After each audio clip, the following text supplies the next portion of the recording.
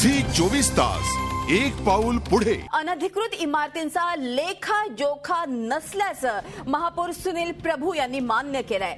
मात्र प्रजा फाउंडेशन या स्वयंसेवी संस्थेनं शहरातल्या अनधिकृत इमारतींची यादीच प्रसिद्ध केली असून त्याची प्रत महापालिकेसह सर्व नगरसेवकांना देण्यात आली आहे। महापालिका मात्र आपल्याकडे माहिती नसल्याचं सांगते।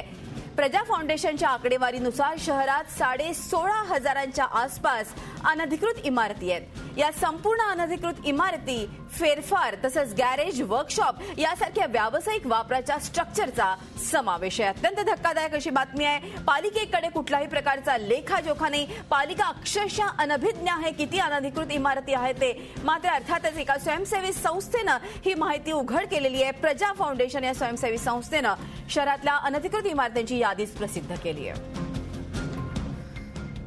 एकूण 16,448 अनधिकृत इमारती आहेत। बांधकामात फेरफार केल्याच्या 1,378 तक्रारी आहेत। 186 व्यावसायिक इमारतींचं बांधकाम हे अनधिकृत आहे।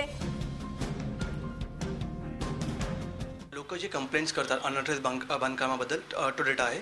आम्ही हा आरटीआय मधून बघितलेला डेटा आहे। त्यामुळे प्रशासनाकडे एक्झॅक्टली हर एका कंप्लेंटबद्दलची पूर्ण माहिती आहे की हा डेटा आम्ही रेग्युलरली आपल्या नगरसेवकांना वेगवेगळ्या पत्रकांमधून किंवा आमच्या रिसर्च डॉक्युमेंट्समधून पाठवत असतो।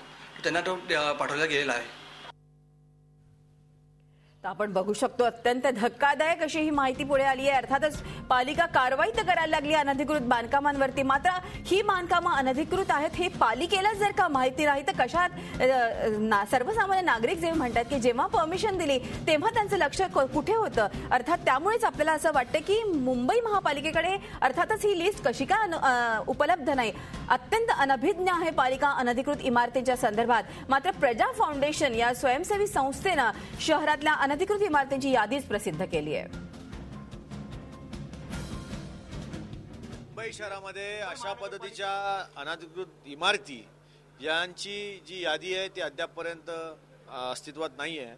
आणि मला असं वाटतं की ज्या काय एन्क्रोचमेंटच्या छोट्या मोठ्या गोष्टी आहेत या सगळ्या ज्या असतील झोपडपट्ट्यामध्ये असतील तर त्याबाबत तिकडे असणारा सहाय्यक महापालिका आयुक्त, डीएमसी, अतिरिक्त आयुक्त आणि आयुक्त यांनी सखोल चौकशी करून ही जी अनधिकृत बांधकामं त्या ठिकाणी जाणीवपूर्वक केली असतील, कोणतीही कागदपत्र नसतील आणि पडताळणीच्या आधारे जर या सगळ्या गोष्टी सत्य असतील तर तात्काळ तिकडचा असणारा अधिकारी आणि तिकडे असणारा अनधिकृत बांधकाम या दोन्ही गोष्टीवरती आयुक्तांनी कारवाई करायला पाहिजे। झी 24 तास एक पाऊल पुढे।